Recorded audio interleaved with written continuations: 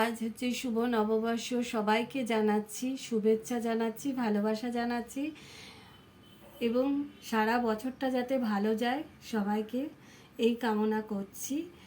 আজকে গপু একটু অন্নভোগ খাবে। আজকে দেখুন গপু কি সুন্দর সেজেছে, আর নতুন একটা জামা পরেছে, কি সুন্দর একটা হার পরেছে এবং মুকুট দিয়েছে। সুন্দর লাগছে গপুকে। গপুর অন্নভোগে আজকে আমি বাসন্তী পোলাও করে দিয়েছি এবং পনিরের একটা তরকারি করেছি, আর হচ্ছে চাটনি, এটাই করেছি। এই অন্নভোগটা দিলাম আজকে এই কারণে যে গপুকে অনেক দিন ধরে ভোগ দেওয়া হচ্ছে না, কিন্তু কদিন আগেও তাকে আমি ভোগ দিয়েছি।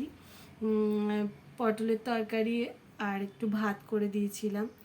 তো আজকে তাই ভাবলাম আর একটু ভালো কিছু করে দিই, আজকে দিনটা খুব ভালো দিন, তাই জন্য এইটা করে দিলাম। এটাই আমরা দুপুরবেলা খাবো, কারণ আমরা দুপুরবেলা এই ভোগটাই করেছি বেশি করে।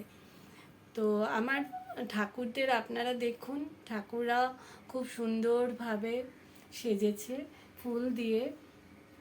এগুলো হচ্ছে গাছের ফুল, দিদির গাছের ফুল, সেগুলো দিয়ে আজকে সেজেছে। তো গপুর সাথে গোমাতাও রয়েছে, গপু যেখানে থাকে গোমাতাও সেখানে থাকে। তো আপনারা ভোগ দর্শন করুন, গপুকে দর্শন করুন, যাতে আপনাদের দুর্ভোগ কেটে যায় এবং আপনাদের সবার ভালো হোক, এটাই কামনা করছি। তো এইটুকু আজকের মতো। আমি ভোগ খাওয়ানোর আগে এই ভিডিওটা করেছি, কিন্তু এখন পোস্ট করব না। ভোগ খাওয়ানোর পর আমি এটা পোস্ট করব।